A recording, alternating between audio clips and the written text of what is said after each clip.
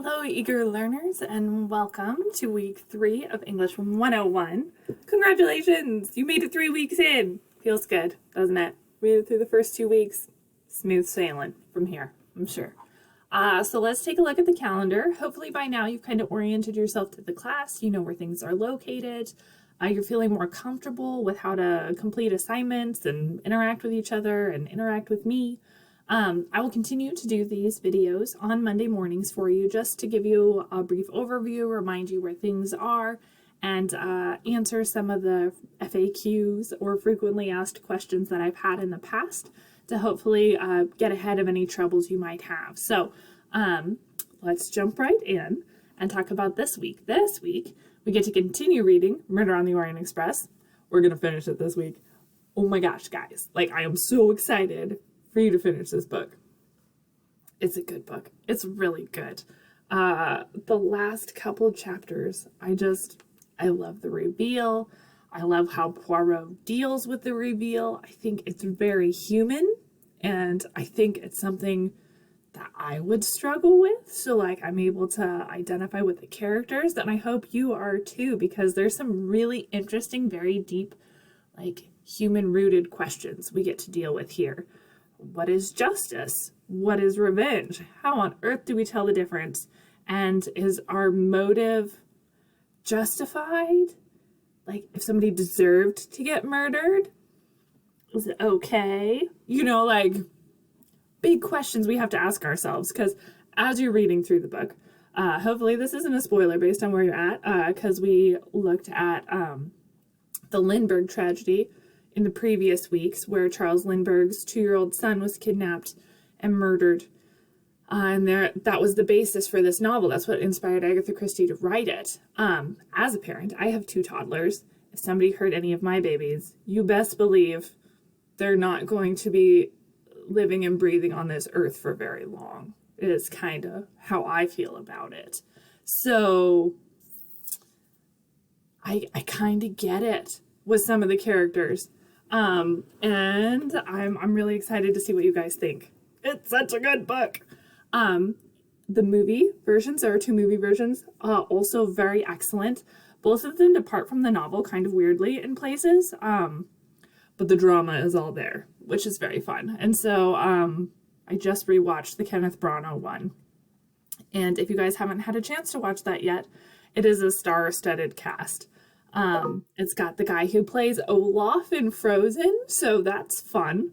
It's got Captain Jack Sparrow from Pirates of the Caribbean. I know these are the people's real names. I just am really bad at remembering actor names. It's got Rey from the new Star Wars movies. Like, there's a lot of famous people.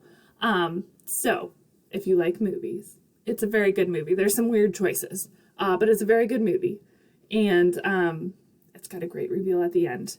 But do read the book, because the movies have some very interesting directorial choices that do not match up with the book at all. So, all that to say, I went on a rabbit trail. Sorry about that. I'll keep the rest of the video very succinct. Read part 2, chapters 1 through 3 today. That is what I was trying to say with all those words. And then view the PowerPoint, compare and contrast, and you're going to be doing a free write here. One of the great things about this calendar is if you click on the assignments, it shows you that summary again.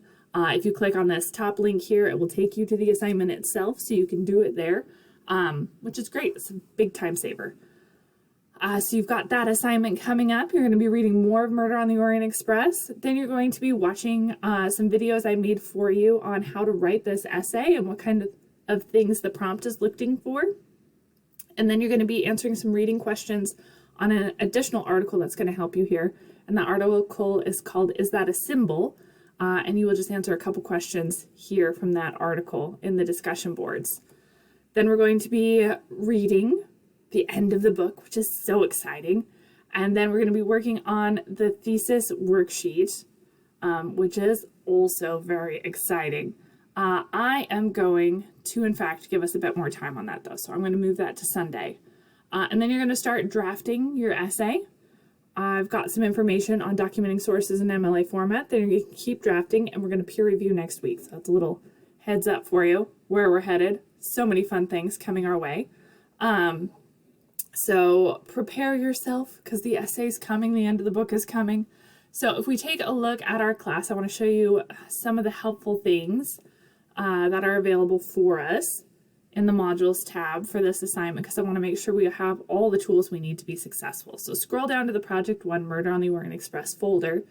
All of those PowerPoints here for you. The supporting materials, here is the article, Is That a Symbol? It's in PDF form, really easy. It's also linked in the discussion board, but if you need the PDF, it's right here.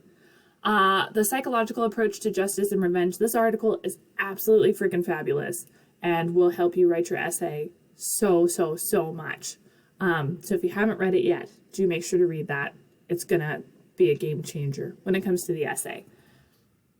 Here is the compare and contrast PowerPoint that you'll be looking at that style of academic writing. Here is the prompt for our essay. That's also in the assignments tab, but I like to have it multiple places so you make sure you can find it. Here is a couple videos that I think you're going to find very helpful. The first of which is a recorded lecture, the essay prompt and outline. I don't want to generalize, but if you do not watch this video, it's very difficult to do well on this essay. So please watch the video. Please. It will answer like all your questions.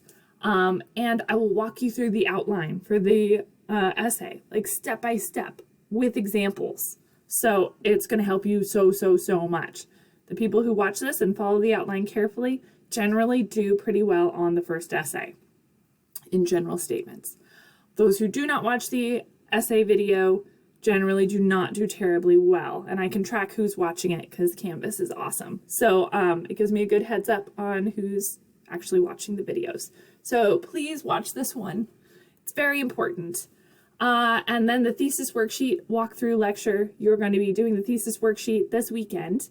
If you want some help with that, I highly suggest you watch this thesis worksheet walkthrough video. As the title denotes, I will walk you through how to write the thesis statement. And the thesis statement is the foundation for the essay. I have been teaching for 12 years in the college setting, and before that, the high school setting. I think I can definitively say I've never read a good essay that had a bad thesis statement. If you have a good thesis statement, it's going to create a better essay. It's very hard to have a good essay without a good thesis. So please invest some time in that thesis worksheet and watch the lecture video. It's very short, I promise. It does not ramble like this one does. I'm very focused in these ones. So this one's about 10 minutes long. This one's even shorter. It's like 7 minutes maybe. So please watch them. It will help you so much. So please watch these. I'm done with my begging. That's all I got for you. One last time. Please watch these. They will help you so much. Okay, now we take a look at our calendar. Just to reiterate, it's a busy week. We're doing that compare and contrast style free write. You're reading through the end of Murder on the Orient Express. You're going to read the article, Is That a Symbol? And answer some questions. You're going to watch the prompt video, and you're going to write your thesis statement by Sunday. Lots to do this week, so stay on top of things. Remember, one of the things that separates successful students from unsuccessful ones is the ability to manage your time wisely and well. So manage that time, pay attention to the calendar, set yourself up for success, enjoy the end of the book, and I can't wait to hear your thoughts. Have a great week, guys.